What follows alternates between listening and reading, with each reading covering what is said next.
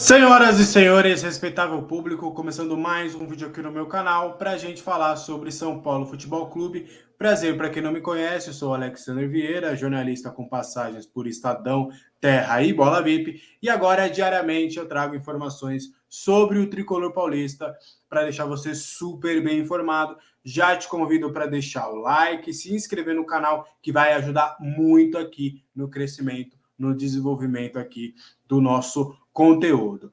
Hoje o São Paulo enfrenta o Vasco, né? Depois de uma larga semana aí, alguns dias onde o São Paulo teve de preparação para enfrentar o Vasco, depois de uma semana conturbada, teve a entrevista do Galopo, tem essa fritura do Zubeldia, enfim, a data FIFA que tinha tudo para ser mais calma e de trabalho duro nos treinamentos no CT da Barra Funda, teve muitos acontecimentos, alguns positivos como o FIDC, mas agora, querendo ou não, tudo ficará em segundo plano e vai depender muito desse resultado contra o Vasco.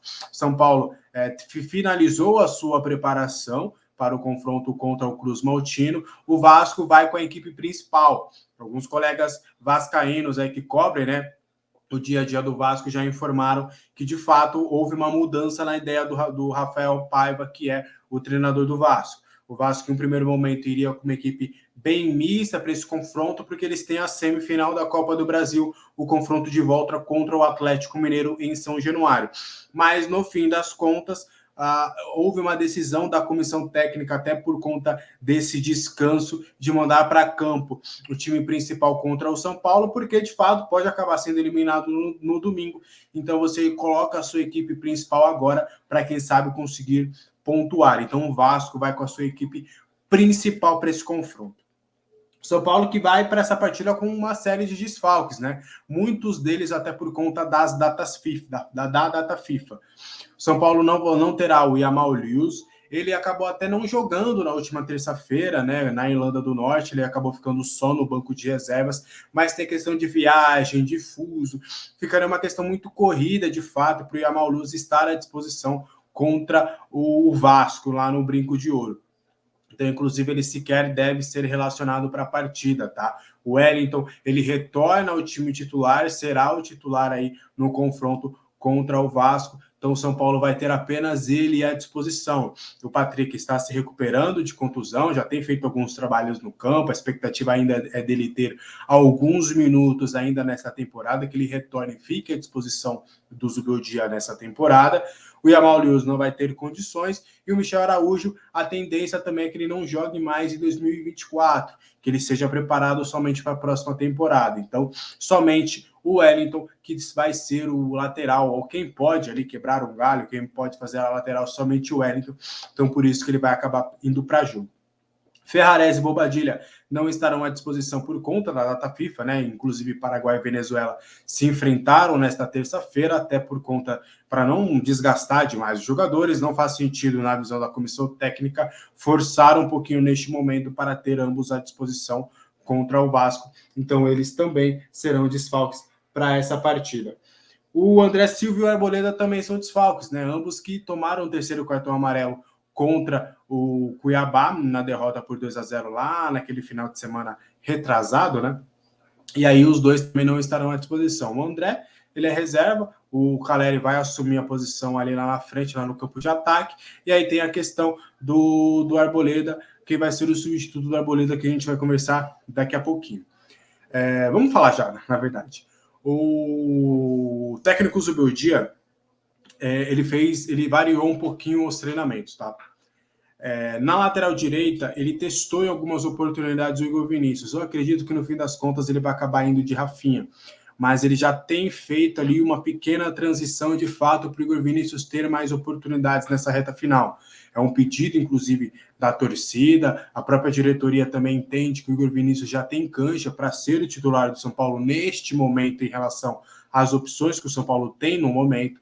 Então, o Zubeldia, eu não me surpreenderia se o Igor Vinícius de fato aparecesse na vaga do Rafinha. Na zaga, para a vaga do Arboleda, a maior parte do treino, ele atuou com Alan Franco pelo lado direito e Sabino pelo lado esquerdo. Só que ele alternou em alguns momentos, saindo o Sabino e o Juan Tressoldi entrando para o Alan Franco jogar pela esquerda, que é como ele tem atuado ao lado do Arboleda, né? Porque aí, querendo ou não, você acaba mexendo somente uma peça ali no seu sistema defensivo, na zaga, você não muda o Alan Franco de lado. Acredito eu que no fim das contas ele vai acabar indo de Sabino, tá? Mas há também de se trazer que ele também variou um pouquinho, trazendo o Juan Tressoldi em algumas oportunidades ali no decorrer do treino. Serão somente esses 3 zagueiros à disposição. O Igão e o Belém, acho bem difícil que eles sejam relacionados. O Igão ainda está fazendo uma transição para o sub-20 e o Matheus Belém sequer tem sido levado para algumas partidas. Na lateral esquerda a gente já trouxe. No meio campo fica a questão, né? Quem vai ser o substituto do Bobadilla? Ele que não vai poder atuar, jogou com a camisa do Paraguai, inclusive, né?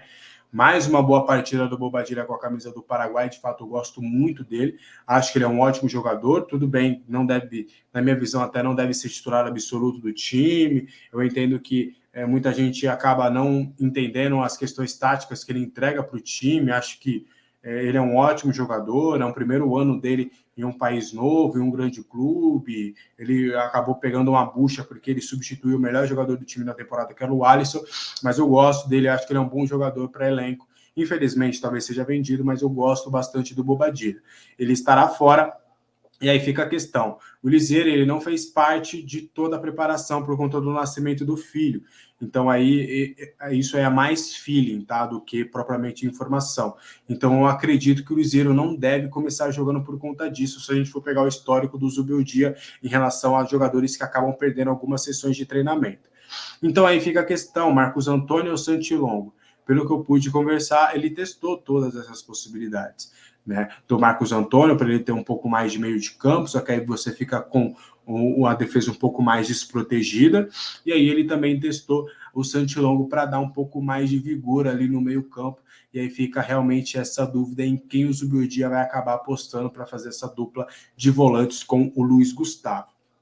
Lá na frente, existia a expectativa do Ferreirinha estar à disposição. Ele não apareceu, inclusive, o pessoal lá do dia foi o Marcelo... Putz, fugiu o sobrenome dele, mas foi o Marcelo Braga.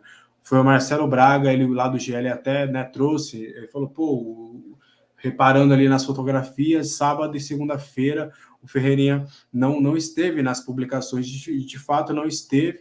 Pude conversar com algumas pessoas, pelo que eu pude entender ali, a tendência é que ele não esteja à disposição para essa partida ainda.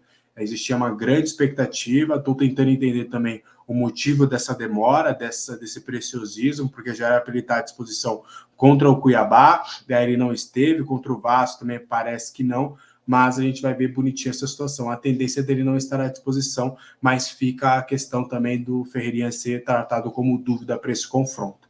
E aí, acredito que o Lucas deve preencher uma das vagas e o Caleri. Então a gente tem 2 vagas lá para frente. Acho muito difícil ele tirar o Luciano do time. Acho que a gente pode colocar o Luciano também como titular.